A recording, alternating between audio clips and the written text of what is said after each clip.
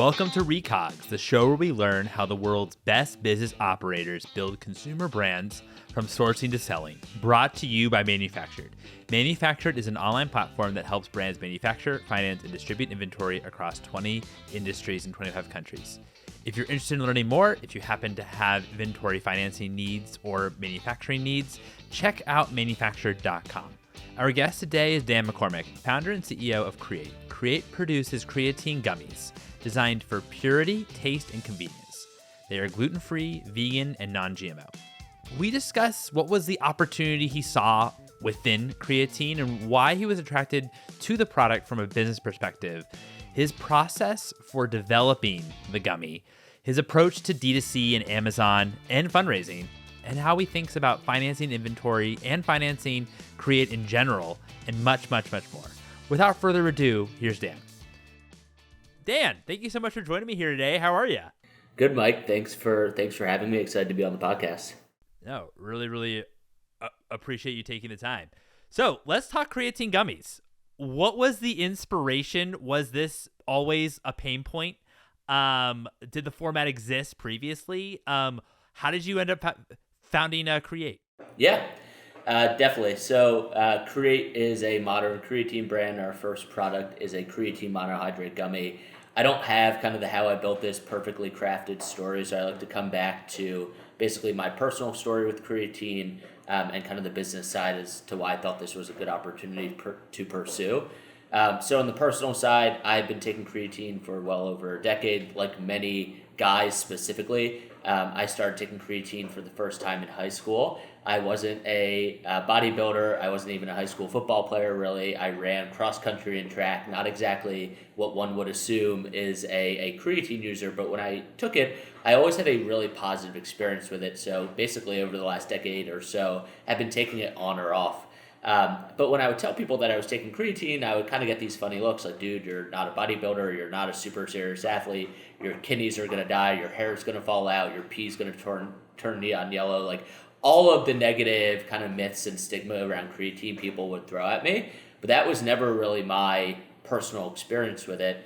And it turns out when you kind of put in 5 minutes of research, the people that take their health and wellness the most seriously, athletes, researchers, doctors, actually consider creatine less of a quasi-steroid, how it's kind of been shaped in the mind of the public over the last 30 years, and more a table stakes supplement that's kind of broadly desirable and applicable to many different populations. So I kind of thought there was this opportunity between the public perception of creatine kind of been pigeonholed as a quasi-steroid, unsafe supplement that's not meant for quote-unquote you. And the actual reality of creatine, which was, it's the most studied fitness supplement on the market. There's very few of any side effects, and it's highly effective in doing what it purports to do. So from a kind of a personal and branding perspective, I thought that presented a really nice opportunity.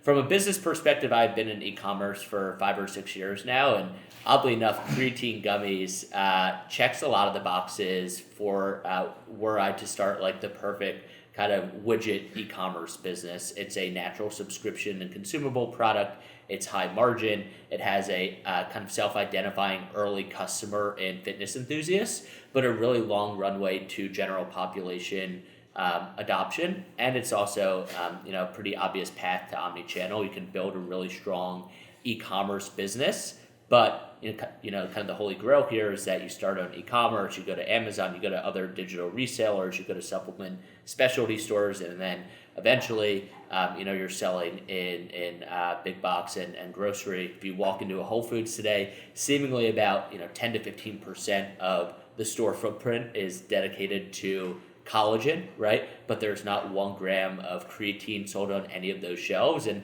kind of where we're seeing the shift here is that creatine is the fastest growing supplement in all of VMS. It's growing well over 2x year over year. That's for a supplement that's been around for over 30 years. So we're certainly having a moment, and Create, to kind of bring it all back together, aims to be the most credible brand in that space during this wave of mass adoption. That's awesome. First of all, what was like the positive experience that kept having you go back to creatine? Yeah, so creatine works. There's every supplement out there promises you kind of the moon and under delivers. Creatine does what it purports to do. The main benefits: increased strength, better muscle recovery during and after workouts, elevated athletic performance, so kind of quick bursts, energy during workouts. So it's a really effective sports nutrition supplement, right? It's, I would say, right behind kind of whey protein. If you're going through a fitness kick, creatine is probably the second most effective, safe supplement that you can take in terms of putting on muscle and strength. The kicker on creatine, and this is research that's been coming out over the last, call it 5 to 10 years, but is starting to be popularized even in just the last year, is that it has nootropic benefits as well. So improved cognition, increased memory. There's even tests or studies on kind of improved performance on standardized tests when taking creatine and when not taking creatine. Essentially, creatine helps facilitate the production of ATP. ATP is the energy currency of the cells. That's really helpful, increase ATP and facilitation of ATP during athletic performance. It's also really important during cognitive performance. So everything from, those kind of standard benefits that one would think of when it comes to creatine supplementation, all the way up to kind of the benefits that are traditionally not associated with creatine, cognitive function, improved mood, etc. So it might not only be, be helpful or interesting supplement for like anyone who's like an athlete or athletically inclined. It could be for, maybe for anybody. Yeah, exactly. So this is kind of a general application supplement as we view it. Whether you're, a 23-year-old college athlete that's looking to increase strength in the off season, or you're a 65-year-old woman that's looking to kind of delay the onset of sarcopenia or the deterioration of muscles as you age, creatine is a highly effective supplement for kind of a wide array of use cases. Once you realized that you wanted to create, how did you go about creating like your first, I guess, prototype of the gummy or the ingredient list, and was that you doing it yourself? Did you also talked with maybe a supplement expert? What was kind of like the first process on the product side? Yeah, so once we researched, we hadn't even landed on the gummy form factor. We just thought there was a big opportunity in creatine, generally speaking. Every supplement seller sells a creatine product, whether it's a powder or a capsule. No one had yet built a brand around creatine. It had always been treated as an upsell product or kind of a secondary product, never really kind of the hero product or like the brand built around it. Once we landed on the gummy, this was going to be kind of a first to market product. So it wasn't like we're white labeling or just sourcing and throwing packaging on it. We actually had to do meaningful R&D to see if the product, one, was feasible, and two, how we could commercialize it and bring it to market. So when we started, I called over 20 gummy co-manufacturers in the US. It's kind of a seedy cottage industry, and was basically laughed out of all of those conversations for a variety of different reasons as to why creating a creatine monohydrate gummy with 1 gram of creatine in it was not possible or feasible or etc. After kind of 20 frustrating conversations like that, we brought in a consultant that had been in this industry for over 2 decades. He found us a gummy co-manufacturer that was willing to take this on as an R&D project. No guarantees that they were going to be able to deliver kind of the end product that we wanted, but they were at least willing, due to their relationship with this consultant we brought on, to take this on as an R&D project. After a bunch of samples and batches and back and forth, I'm sure all of the guests on your show have similar stories, months and months, we finally got a product that we were excited to commercialize. And so that took about, call it 3 to 4 months from initial ideation to having a product that we felt, all right, let's scale up, let's place a big PO, and let's start to commercialize this. What was that moment when you realized that, okay, we had that this is the product, this is the one we want to commercialize? What types of testing did you do, maybe like within those 3 months? How did you think about from that standpoint, and what kind of stood out for you in terms of, could be flavor profile that you wanted to achieve, or the specific ingredients that you wanted in there? What kind of went into what the actual finale of the finished product?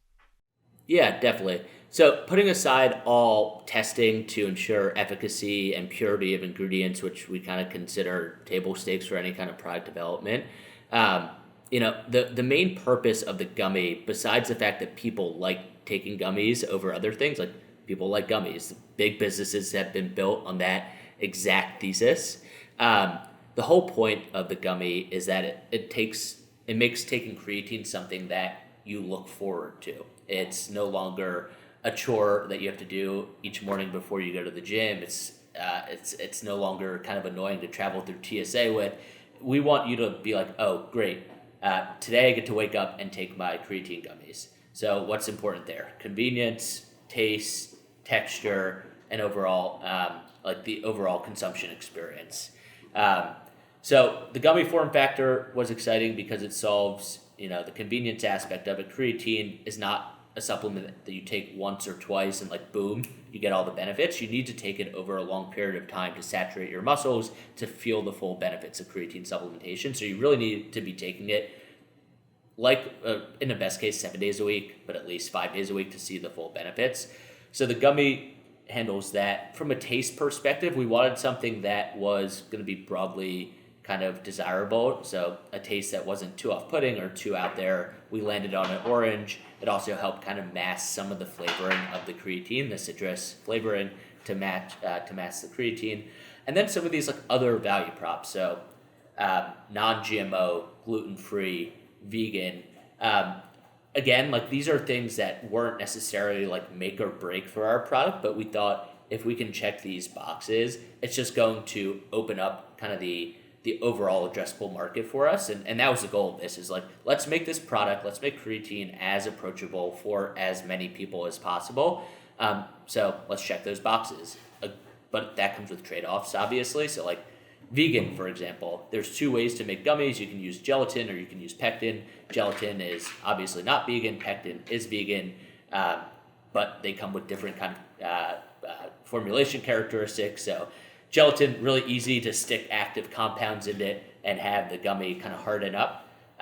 Pectin, much harder, but it's vegan. So we made that trade-off. We still make that trade-off. Our product is vegan today. But yeah, I'm not sure if that answers the question, other than to say, throughout the entire R&D process, like we wanted to make creatine something that you look forward to taking, and within that, there's going to be trade-offs. Yeah, no, that makes a lot of sense, and really appreciate you spelling out like some of the trade-offs that you had to make. Should you go vegan? Should you maybe take the easier route and do and have gelatin as part of the base? That makes a ton of sense of how you're thinking about it. How did you approach like your go to market once we're at like you've landed on like, all right, this is like the product we want, we're now going to put in our first PO. What was, I'd imagine e-commerce was the first go to market or D2C. How did you think about because of course this is like not a new category, but like a new form factor with gummies for creatine, and at the same time I'd imagine was also challenging when it comes to supplements is that they kind of promise the world but under deliver as you've established. And so how did you overall think about like your go to market strategy? Yeah.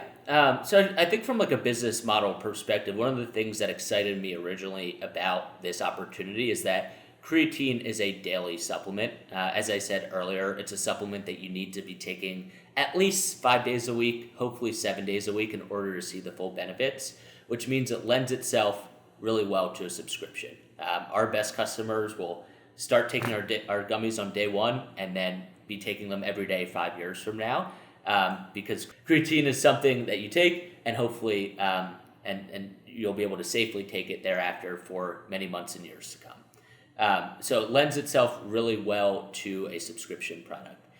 Subscription, unless you have a super high OV, super high margin product, my belief is that it's one of the few ways beyond kind of like a celebrity CAC advantage that you can make these businesses work today.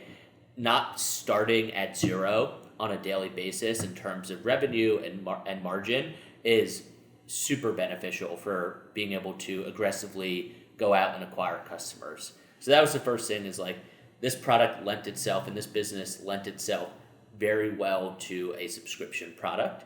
From a go-to-market perspective, an insight I kind of believe pretty fully is that Meta is more expensive today than it was, call it 5 years ago.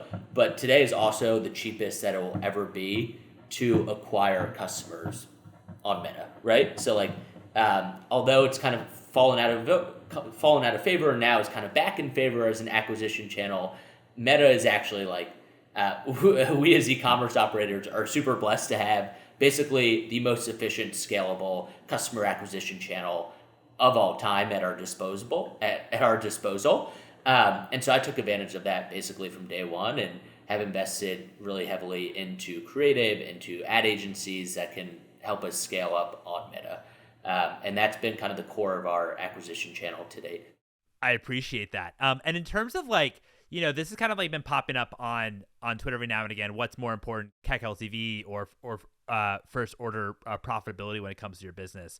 And it seems like with Create in your type of business, since the idea is that this really could be a very compelling subscription product where people are coming back, that it seems like CAC LTV might be more important for you all than first order profitability, or am I getting that wrong?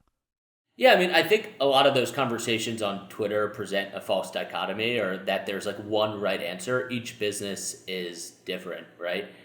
My business is super different than Hexclad or Simple Modern or Ridge Wallet or Lumi or any of the other kind of brands where their operators are kind of giving advice on podcasts or Twitter or whatever. And all that advice is good and you should take insight from it, but it doesn't mean it's going to wholesale apply to your business, right?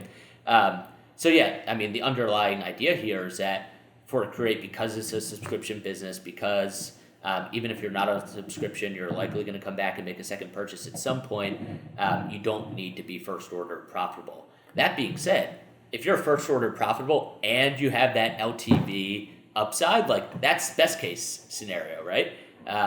So I think I think the overarching point is like, yes, being first order profitable gives you a bunch of optionality. That's great. Having really high LTV due to some kind of underlying like repeat consumption behavior, that's great. But that doesn't mean like there's a trade-off between the two.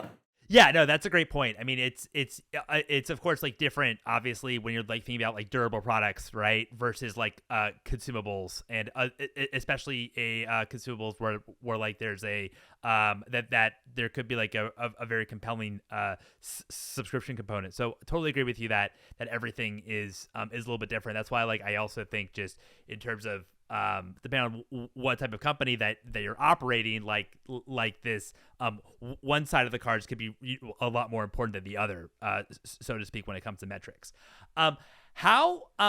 So how did you also think about on the financing and building up your inventory side? Were you typically using cash when it comes to purchasing like that first PO and subsequent PO? Or were you also thinking about using debt or maybe other levers when it comes to financing and also scaling your business from an inventory perspective? Yeah, these businesses are super tricky to finance and scale today, right? The capital markets have all but dried up, at least from an equity perspective or an equity financing perspective for physical goods. Hopefully that pendulum kind of swings back over the next couple of years, but I think probably the discipline that operators gain in this period will come to benefit them in the long term. For us, to date, we've raised about $1.5 million. It took about 8 months to raise the first 500K. It took about 3 months to raise the next 500K, and then it took about a day to raise that final 500K. It certainly has been a slog, right? Like raising money, as I said, for these types of businesses, despite kind of the size of the opportunity, despite kind of the initial traction, it's just like has been written off as an investable asset class. I know you have thoughts there as well, I'm sure. And so at the start, I put a fair amount of my personal money into getting the business off the ground.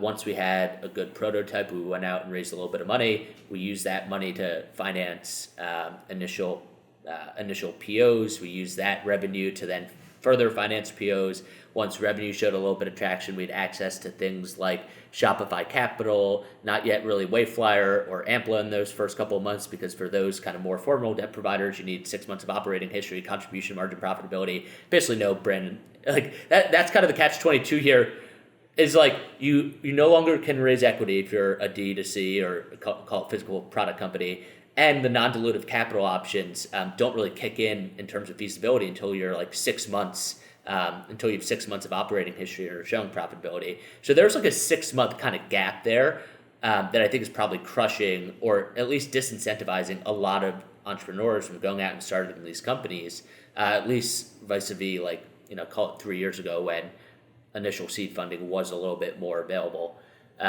Yeah, long way of saying we've done equity and now a little bit of debt in order to finance the growth. No, that makes a lot of sense. I mean, it is kind of an interesting place to be because, of course, the revenue-based financing, Shopify Capital, and the others out there. A lot of this stuff didn't really exist, 7 years ago or so. But at the same time, entrepreneurs could e-commerce entrepreneurs could, if they have a very compelling business and what have you, maybe could raise a lot of equity that actually could finance that inventory. But I think that what is also pretty interesting is that that there are now these finance products that have definitely come into market for earlier stage brands, but as you say, it's like not super early yet. Like you can't just go out and be like, all right, I want to go and raise and finance my first PO with no sales history with just using debt. That's just not possible. So, and I think those debt products get a bad reputation. Like you'll see these threads on Twitter every now and then that kind of do like the explainer math behind the true APYs on some of these like inventory or these revenue-based financing tools, and it's like, yeah, no shit. We know this is expensive, but we have no other options because the capital markets have totally dried up. Like, we don't need a thread explaining to us that like it's not actually 17%. We know it's much higher than that. The API, the API is much higher. But like, I think just there's kind of this middle ground between like bootstrapping and like raising a ton of money that I think is where a lot of these kind of younger brands are going to have to operate over the next couple of years. That's going to be some combination of like friends and family and angels, some combination of revenue-based financing, some combination of actual profitability in order to kind of like get to, call it, 8-9 figures of revenue where the actual capital markets, again, start to open up for you. Well, when you're thinking about from like a finance perspective, how are you thinking about your own trajectory? Because of course we've seen, brands, well, I guess maybe not today, but we've seen brands in the past that have definitely raised a lot of money, right? That are e-commerce brands. Some have worked out successfully, some have not. We've also seen bootstrap brands that have been, extremely successful. How are you thinking moving forward? I know that on the equity side, it's kind of dried up a bit for consumer brands. Well, I guess it kind of depends who you talk to as well, because there's still are VCs out there that are still investing in consumer brands, but certainly it's not nearly what it used to be.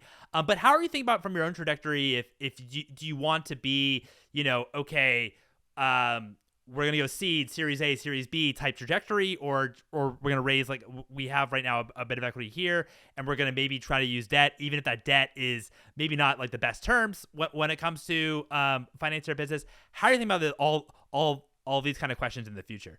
Yeah, I think this might be a theme of the conversation is like, there's no right answer here, right? Like the answer to this question just 2 years ago is probably very different than like the quote unquote right answer today. So you kind of got to play the ball as it lies.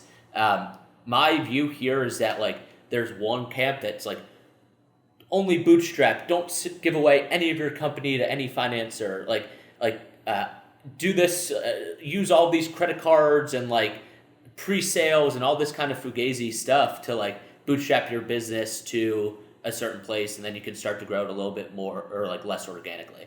Then there's, the obviously like kind of the other side of the pendulum here, which is like you need to have a $5 million seed round led by Forerunner with participation from other non-consumer VCs that are super excited about this opportunity, right? Like I think there's probably a middle ground here. And that's kind of the path we've taken to date, which is like we didn't raise a ton of money, but we raised some money to prove out feasibility. As we started to prove out feasibility, we raised a little bit more money at a slightly higher cap. And I think the safe note here is actually a pretty helpful instrument to allow consumer businesses to raise essentially like quasi equity without necessarily getting themselves onto the VC treadmill, taking on a lead investor, starting to have to prove out kind of VC return type valuations and outcomes here. But again, all that could change. I don't know. As you think about like Create, how do you also think about focus in terms of sales channels? I mean, right now you're D2C. How are you thinking about assessing, new different sales channels that you actually want to enter? Yeah. So we started out D2C, and our kind of core belief was that we could build a pretty good standalone D2C business just due to kind of the consumable nature of the product, the high margins, etc. We've been on Amazon for, call it, the last 2-ish months, and it's a great secondary channel for us. There's definitely it's still, at least in our product category or for our business, still relatively reliant on meta spend, I would say. It's highly correlated with meta spend, but each dollar probably goes about 20% farther now because there's just a certain percentage of customers that are only ever going to buy a product if it's available on Amazon with free next day Prime shipping, right? So it makes each dollar of spend a little bit more effective. Plus, you can do some discovery with Amazon, people searching creatine gummies, people searching creatine, other keywords just that you otherwise wouldn't get that traffic unless you were available on Amazon. So for us, right now we're doing D2C, Amazon, a few other digital resellers. We're actually launching with Equinox, their website, in 2 days. A few other kind of like more pedigreed digital resellers like that. But I think for us, it's like we want to be an omni-channel brand. We want to be available wherever our customers are looking to buy sports nutrition supplements. That starts online, but I think it pretty quickly goes to one of the specialty supplements players like GNC or Vitamin Shop. And then, as I said, kind of the holy grail here is that we're in grocery and big box, right? Like you go to Target, you go to Walmart, they now have pretty built out supplement options or sports nutrition options. But again, really no creatine sold. You go into Whole Foods has kind of fully opted into collagen and a bunch of the other less proven supplements out there. And Whole Foods has built some pretty big brands in our category to date, but there's not a gram of creatine sold in a Whole Foods today. I think that's going to change. I don't know if Create's going to be the first brand in a Whole Foods shelf or the first creatine brand in a Whole Foods shelf, but I think that's kind of like where the opportunity starts to really increase. First of all, how do you think about pricing overall between Amazon and D2C? Yeah, I try to keep it the same. You try to keep it the same. Okay. And how are you thinking about when a retailer comes to you or you go to them, or congrats on getting to Equinox, that's a big deal. How do you assess that this is like the time is right in order to actually go into a new channel? Yeah. For us, it's not necessarily like, oh, we've saturated the channels we're in, we need to search for growth in these other channels. I think when you start to enter into new channels out of necessity, which we're seeing a lot of brands do today, it's it's kind of weird being in this space for a while now. It's like it was D2C only. If you sell in Target or Walmart or, God forbid, Amazon, it's going to dilute your D2C brand. Then everyone realized that, oh shit, meta CACs are going up and that arbitrage is gone. We need to now start selling in all those other places. Everyone rushed back into Target. Everyone rushed back into Walmart. Obviously, everyone's on Amazon now. Now we've seen all those, like the leverage has switched back, right? Where like if I'm a Target buyer and I know that X, Y, and Z D2C brand has raised $20 million, their D2C channel no longer is profitable, no longer can raise money. They need to prove out to their investors, they need to prove out to the other stakeholders that they're actually an omni-channel brand, they're not a D2C brand. If I'm in Minneapolis, I'm like, oh great, I'm gonna take 60% margins off this product because they need to be in Target, right? And I think that like pendulum is going to continue to swing over time. So for us, we're not entering new channels right now based off of need. It's like, oh, cool. Equinox is a really cool partner. We're trying to establish ourselves as the most credible brand in creatine. Equinox is one of the most credible brands in fitness, so let's figure out a way to work with them, even if short term it's not like super transformational from a bottom line perspective. from a brand perspective, it could be really transformational. Yeah, I mean, that makes a ton of sense, and I agree. Like, the pendulum keeps on swinging to the other, because it's like, I think what you hear now is, oh, well, you have to go omnichannel, you have to go into retail because, of the overwhelming majority of consumer buy in store, not. And then of course we've seen like the e-commerce penetration rate come back since as the world has opened up again. But at the same time, for e-commerce, I think that it's like, oh, well, you actually own like first party customer data. You have all this data, and you kind of have that relationship with a customer. I'd imagine with Create, that's very useful in that it's a subscription type product, so that's incredibly valuable. And also, tends to be D2C is also your is also like the customers that are most passionate about your product usually, so you're kind of like balancing this kind of act, and okay, well, we need to get to scale, we need to go into omnichannel, but at the same time we can't just neglect D2C because it also can be like our most that's where we built our business, and that is where our like core kind of fans are that are actually doing it. So again, there's no like one way to do this. We've obviously seen like a lot of successful retail brands that are only in retail and don't have anything to do with e-commerce, and vice versa. A lot of e-commerce brands that have nothing to do with retail, and they're 9-figure e-commerce brands. So there's no one right way for this at all. 100%. Did you have any challenges during the global supply chain crisis when it came to sourcing? Yeah, so we launched post global supply chain crisis, actually kind of in response to global supply chain crisis. There was a period in, I guess it was like 2021 into early 2022, where you couldn't really find creatine online. There was a global, so kind of two things happened at once. Creatine spiked in popularity during COVID as more people got into fitness. They would look online for what are effective supplements I can take to improve my fitness regimen. Creatine is usually a top 3 supplement listed on any kind of research you do online. So creatine became very popular during COVID. At the same time, supply chain crises hit. For context, most creatine supply comes out of Germany or China. So the confluence of those two things, increased demand, spiked demand, and limited supply due to that crisis, meant for about 3 months, you couldn't really get creatine in the US. So prices 2-3x basically in a month or so. As I said, was not working on this, was working elsewhere in e-commerce, had been taking creatine, couldn't find it. The only brand I could find was this brand, Raw Labs. Sorry, Raw Labs, but like their product literally tastes like battery acid. So I was like, holy shit, why is no one like stepping up to the plate here and starting like a creatine brand that at least doesn't taste like battery acid, right? Like you don't need to innovate on form factor and all the things that we're trying to do, but at least make a product that's edible. And so kind of out of that initial pain point is where I got a lot more interested in this as a business opportunity. What would you value more? $100 of inventory, $100 of COGS, or $100 cash? $100 COGS is what we paid for it, or what we're retailing it at? What you paid for it, not what you're retailing it at. Yeah, I would say $100 cash, more optionality, right? Because we can turn that cash into inventory, right? We can turn that cash into acquiring more customers. Again, I think it depends on the context, right? If I'm sitting on too much inventory, I want that $100 to be in cash that I can then use to acquire customers to move inventory, right? If I'm really low on inventory, maybe that cash's best use is to buy more inventory to sell, to turn into revenue, turn that revenue into a multiple, etc.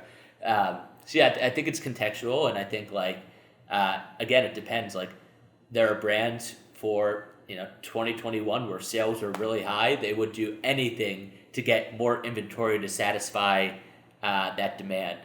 And then you kind of look back late 2022, all of those brands are sitting on 18 months of inventory and are looking for ways to liquidate it back into cash no matter what. So I think it kind of depends on context. Have you had any issues with dead stock so far? Dead stock meaning like inventory we can't sell? Yeah, so we've been around for like 8 months or so now and have kind of been doing everything we can to keep up with demand from an inventory perspective. We actually just transitioned to a new version of the product earlier this week, and with that transition, like we have, call it 2 million gummies of the old product left over that we're figuring out what to do with, and so we haven't had like over inventory issues, but now we have, due to this transition, some inventory that we're looking to get creative on how we can move it. What was, I guess, V1 of the product versus V2 of the product? What actually changed from your perspective? Yeah. So starting with V1, the original product we brought to market, 1 gram creatine monohydrate gummy was kind of the main thing, right? Like we were very proud of fitting 1 gram of creatine into a vegan, low sugar, non-GMO, gluten-free gummy. Really, really hard to do. Basically, getting 1 gram of creatine into a gummy means that a customer is taking 3 to 5 gummies a day to suffice their daily dosage, which is good. And some customers find themselves like needing to stop themselves from having 10 gummies in a day because they taste good. But what we found from both a business perspective, but also a customer experience perspective, is that most people don't want to take 3 to 5 gummies a day. Not just the act of throwing them in your mouth, but a gummy is a gummy, right? There's going to be other ingredients in it that aren't core to the supplement. So if you can limit those ingredients in order to get your daily dose of creatine, all the better. So we introduced a 1.5 gram creatine gummy. So 50% increase in creatine of gummy, 40% reduction of sugar, carbohydrates, calories per serving of creatine, and importantly, an anti-melt new formulation. So selling gummies, the number one quality issue is always going to be around melting and stickiness and clumping. And so this new gummy is higher creatine content, better nutritional ratios in terms of less sugar, calories, carbohydrates per serving of creatine, and also our anti-melt. So that's why we made the transition. Well, Dan, this has been such a pleasure. Thanks so much for coming on the podcast. Yeah, thanks for having me, Mike. And there you have it. It was a pleasure chatting with Dan. Dan, thanks again so much for coming on the podcast. Again, this show is brought to you by Manufactured. Manufactured is an online platform that helps brands manufacture, finance, and distribute inventory across 20 industries in 25 countries. If you're interested in learning more, check out manufactured.com.